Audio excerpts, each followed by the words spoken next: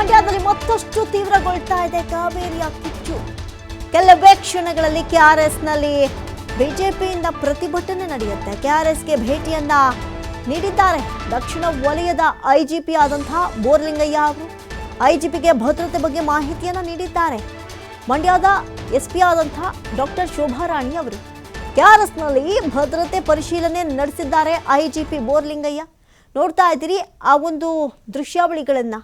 SP ಅವರ ನೇತೃತ್ವದಲ್ಲಿ ಭಾರೀನೇ ಮುಂಜಾಗ್ರತಾ ವ್ಯವಸ್ಥೆಗಳನ್ನು ಕೈಗೊಳ್ಳಲಾಗಿದೆ. ಹೆಚ್ಚುವರಿ ಪೊಲೀಸರನ್ನು ನಿಯೋಜನೆ ಮಾಡಲಾಗಿದೆ. 2 ಎಸ್ಪಿ, 8ರಿಂದ 9 ಡಿವೈಎಸ್ಪಿ, ಹೀಗೆ ಬಹಳಷ್ಟು ಭದ್ರತೆ ಜೊತೆಗೆ ಬಹಳಷ್ಟು ಪೊಲೀಸರನ್ನು ನಿಯೋಜನೆ ಮಾಡಲಾಗಿದೆ. ಯಾವುದೇ ರೀತಿಯ ಅಹಿತಕರ ಘಟನೆಗಳು ನಡೀಬಾರ್ದು, ಯಾವುದೇ ರೀತಿಯಾದಂಥ ತೊಂದರೆಗಳಾಗಬಾರ್ದು ಅಂತ ಹೇಳಿ ಭಾರೀನೇ ಮುನ್ನೆಚ್ಚರಿಕಾ ಕ್ರಮಗಳನ್ನು ವಹಿಸಲಾಗಿದೆ. ಹಾಗಾಗಿ ಮಂಡ್ಯದಲ್ಲಿ ಮತ್ತಷ್ಟು ಕಾವೇರಿಯ ಕಿಚ್ಚು ಹೆಚ್ಚಾಗ್ತಾ ಇದ್ದು ಬಹಳಷ್ಟು ಎಚ್ಚರಿಕೆಯ ಹೆಜ್ಜೆಗಳನ್ನು ಇಲ್ಲಿ ಪೊಲೀಸ್ ಇಲಾಖೆ ಕೂಡ ಕಣ್ಣಿಟ್ಟಿದೆ. ಸರ್ಪ ಗಾವಲನ್ನು ಹಾಕ್ಕೊಂಡಿದೆ. ಯಾರು ಕೂಡ ಈ ಒಂದು ಡಿಸ್ಟೆನ್ಸ್ಗಳನ್ನು, ಬ್ಯಾರಿಕೇಡ್ಗಳನ್ನು ದಾಟಿ ಮುತ್ತಿಗೆ ಹಾಕಬಾರ್ದು, ಯಾವುದೇ ರೀತಿ ತೊಂದರೆ ಆಗಬಾರ್ದು ಅಂತ ಭಾರಿನೇ ಎಚ್ಚರಿಕೆಯ ಕ್ರಮಗಳನ್ನು ಅನುಸರಿಸಲಾಗ್ತಾ ಇದೆ.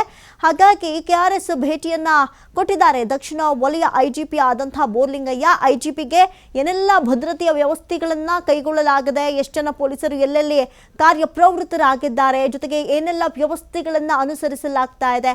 ಪ್ರತಿಭಟನೆಯ ಕಿಚ್ಚು ಕಾವೇರ್ಬಿಟ್ಟಿದೆ ಆಲ್ರೆಡಿ. ಆದರೆ ಯಾವ ರೀತಿಯಾಗಿ ತಡಿಬೇಕು, ಉಲ್ಬಣವಾಗದಂತೆ ಹೆಂಗೆ ನೋಡ್ಕೊಳ್ಬೇಕು ಅನ್ನೋದರ ಕುರಿತಾದಂತೆ ಏನೆಲ್ಲ ವ್ಯವಸ್ಥೆಗಳನ್ನು ಮಾಡಿಕೊಳ್ಳಲಾಗಿದೆ ಅನ್ನೋದರ ಕುರಿತಾಗಿ ಐಜಿಪಿ ಅವರಿಗೆ ಮಂಡ್ಯದ ಎಸ್ಪಿ ಆದಂತಹ ಡಾಕ್ಟರ್ ಶೋಭಾರಾಣಿ ಅವರು ಭದ್ರತೆಯ ಕುರಿತಾದಂತೆ ಮಾಹಿತಿಯನ್ನ ಕೊಟ್ಟಿದ್ದಾರೆ. ಜೊತೆಗೆ ಕೆಆರ್ಎಸ್ನಲ್ಲಿ ಭದ್ರತೆಯ ಪರಿಶೀಲನೆಯನ್ನ ನಡೆಸಿದ್ದಾರೆ ಐಜಿಪಿ ಬೋರ್ಲಿಂಗಯ್ಯ.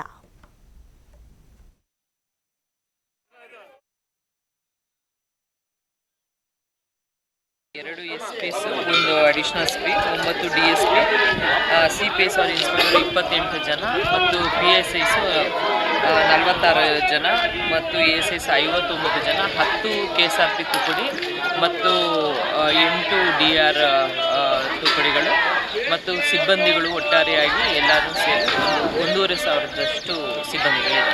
ಪ್ರತಿಭಟನೆ ಮುತ್ತಿಗೆ ಯತ್ನಕ್ಕೆ ಅನುವು ಮಾಡಿಕೊಡ್ತೀವಿ. ಪ್ರತಿಭಟನೆ ಅಂತ ತಿಳಿಸಿದ್ದಾರೆ. ನಾವು ಎಲ್ಲ ರೀತಿಯ ಸಿದ್ಧತೆ ಮಾಡ್ಕೊಂಡಿದ್ದೀವಿ. 2 ಎಸ್ಪಿಸ್, ಒಂದು ಅಡಿಷನಲ್ ಎಸ್ಪಿ, 9 ಡಿಎಸ್ಪಿ, ಸಿಪಿಎಸ್ ಅವ್ರ ಇನ್ಸ್ಪೆಕ್ಟರ್ 28 ಜನ ಮತ್ತು PSIs 46 ಜನ ಮತ್ತು ASIs 59 ಜನ, 10 KSRP ತುಕಡಿ ಮತ್ತು 8 DR ತುಕಡಿಗಳು ಮತ್ತು ಸಿಬ್ಬಂದಿಗಳು ಒಟ್ಟಾರೆಯಾಗಿ ಎಲ್ಲರೂ ಸೇರಿ 1,500 ಸಿಬ್ಬಂದಿಗಳಿದ್ದಾರೆ. ಪ್ರತಿಭಟನೆ ಮುತ್ತಿಗೆ ಯತ್ನಕ್ಕೆ ಅನುವು ಮಾಡಿಕೊಡ್ತೀವಿ. ಪ್ರತಿಭಟನೆ ಅಂತ ತಿಳಿಸಿದ್ದಾರೆ. ನಾವು ಎಲ್ಲ ರೀತಿಯ ಸಿದ್ಧತೆ ಮಾಡ್ಕೊಂಡಿದ್ದೀವಿ. 2 ಎಸ್ಪಿಸ್, ಒಂದು ಅಡಿಷನಲ್ ಎಸ್ಪಿ, 9 ಡಿಎಸ್ಪಿ, ಸಿಪಿಎಸ್ ಅವ್ರ ಇನ್ಸ್ಪೆಕ್ಟರ್ 28 ಜನ ಮತ್ತು PSIs 46 ಜನ ಮತ್ತು ASIs 59 ಜನ, 10 KSRP ತುಕಡಿ ಮತ್ತು 8 DR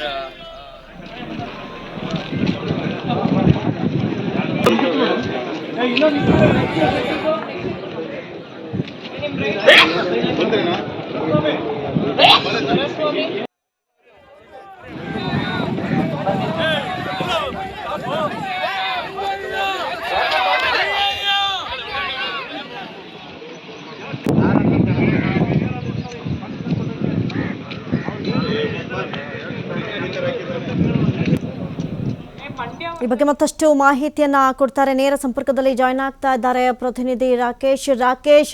ಅದರಲ್ಲೂ ಕೂಡ ಹಳೆ ಮೈಸೂರು ಭಾಗದಲ್ಲಿ ಈ ರೀತಿಯಾದಂತಹ ಕಾವೇರಿ ಕಿಚ್ಚು ಭುಗಿಲೆದ್ದಾಗ ರೈತರನ್ನ ತಡೆಯೋದಿದೆಯಲ್ಲ, ಅದೇ ದೊಡ್ಡ ಮಟ್ಟದ ಕಷ್ಟದ ಕೆಲಸ ಪೊಲೀಸರಿಗೂ ಹೌದು. ಆದರೆ ಇನ್ನು ನೋಡಿ, ನೀರು ಬಿಡುವಂತಹ ಒಂದು ನಿರ್ಧಾರಕ್ಕೆ ರಾಜ್ಯ ಸರ್ಕಾರ ಬಂದಿಲ್ಲ. ಈಗಾಗಲೇ ಪ್ರತಿಭಟನೆಯ ಕಾವು ದ್ವಿಗುಣ ಆಗ್ತಾ ಇದೆ. ಒಂದು ವೇಳೆ ಬಿಟ್ಟಿದ್ದೇ ಆದಲ್ಲಿ ಏನೆಲ್ಲ ಪರಿಸ್ಥಿತಿಗಳಾಗುತ್ತೆ? ಸದ್ಯಕ್ಕೆ ವ್ಯವಸ್ಥೆಗಳು ಹೆಂಗಿದೆ ಪೊಲೀಸ್ ಇಲಾಖೆಯಿಂದ?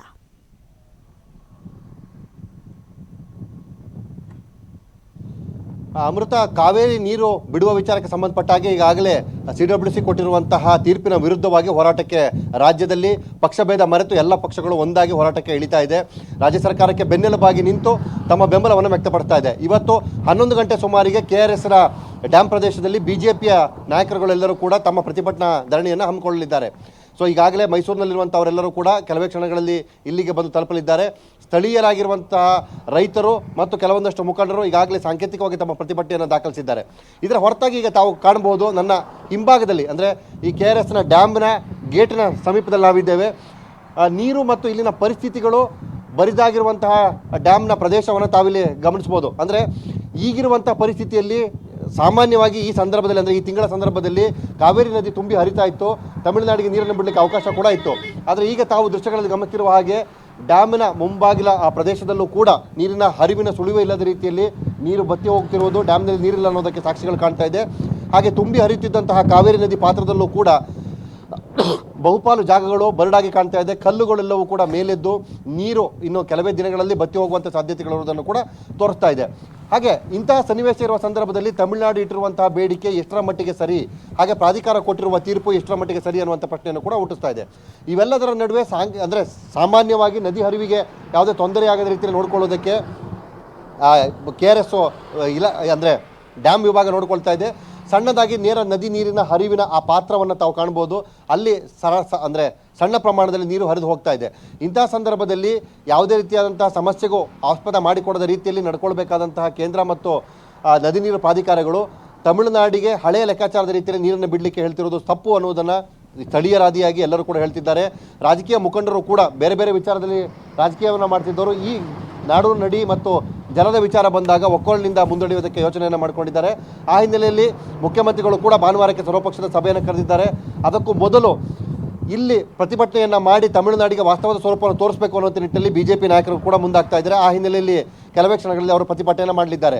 ಈಗ ಪ್ರತಿಭಟನೆ ಮತ್ತು ಕಾವೇರಿ ಪ್ರಾಧಿಕಾರದ ವಿಚಾರದಲ್ಲಿರುವಂಥ ಗೊಂದಲಗಳಿಗೆ ಉತ್ತರ ಕೊಡುವ ನಿಟ್ಟಿನಲ್ಲಿ ಸರ್ಕಾರ ತನ್ನ ಜವಾಬ್ದಾರಿಯ ಜೊತೆಗೆ ತನ್ನ ಕರ್ತವ್ಯವನ್ನು ಕೂಡ ಮಾಡಬೇಕಾಗುತ್ತೆ. ಆ ನಿಟ್ಟಿನಲ್ಲಿ ಪರಿಸರದ ಅಂದರೆ ಈ ಡ್ಯಾಮ್ನ ಸುತ್ತಮುತ್ತಲಿನ ಪರಿಸರದಲ್ಲಿ ಯಾವುದೇ ರೀತಿಯಾದಂತಹ ಅಹಿತಕರ ಘಟನೆಗಳಿಗೆ ಅಥವಾ ಪ್ರತಿಭಟನೆ ಸಂದರ್ಭದಲ್ಲಿ ಇಲ್ಲಿಗೆ ಯಾವುದೇ ರೀತಿಯ ತೊಂದರೆಗಳಾಗದ ರೀತಿ ನೋಡಿಕೊಳ್ಳೋದಕ್ಕೆ ಬಿಗಿ ಪೊಲೀಸ್ ಬಂದೋಬಸ್ತನ್ನು ಮಾಡಿಕೊಂಡಿದೆ. ಡ್ಯಾಮ್ನ ಮೇಲ್ಭಾಗ, ಮುಂಭಾಗ ಮತ್ತು ಪಕ್ಕದಲ್ಲಿ ಅಂದರೆ ಎಲ್ಲೆಲ್ಲಿ ಡ್ಯಾಮ್ಗೆ ಸಂಪರ್ಕ ಕಲ್ಪಿಸುವ ಜಾಗದಿದೆ ಅಲ್ಲೆಲ್ಲ ಕಡೆಕೊಳ್ಳಲು ಕೂಡ ಬಿಗಿ ಪೊಲೀಸ್ ಬಂದೋಬಸ್ತನ್ನು ಹಾಕಿದೆ. ಎಲ್ಲ ಕಡೆಯಲ್ಲೂ 2 KSRP ತುಕಡಿಯನ್ನು ನಿಯೋಜನೆ ಮಾಡಲಾಗಿದೆ. ಹಾಗೆ ಪ್ರತಿಭಟನೆ ತೀವ್ರ ಸ್ವರೂಪಕ್ಕೆ ಹೋಗದ ರೀತಿ ತಡೆಯುವುದಕ್ಕೆ ಬೇಕಾಗಿರುವಂಥ ಅಗತ್ಯ ಕಾನೂನು ಕ್ರಮ ಮಾಡುವುದಕ್ಕೂ ಕೂಡ ಪೊಲೀಸರನ್ನು ನಿಯೋಜನೆ ಮಾಡಿಕೊಳ್ಳಲಾಗಿದೆ. ಅಮೃತ, ಥ್ಯಾಂಕ್ ಯು ರಾಕೇಶ್ ತಮ್ಮೆಲ್ಲ ಡೀಟೇಲ್ಸ್ಗಾಗಿ.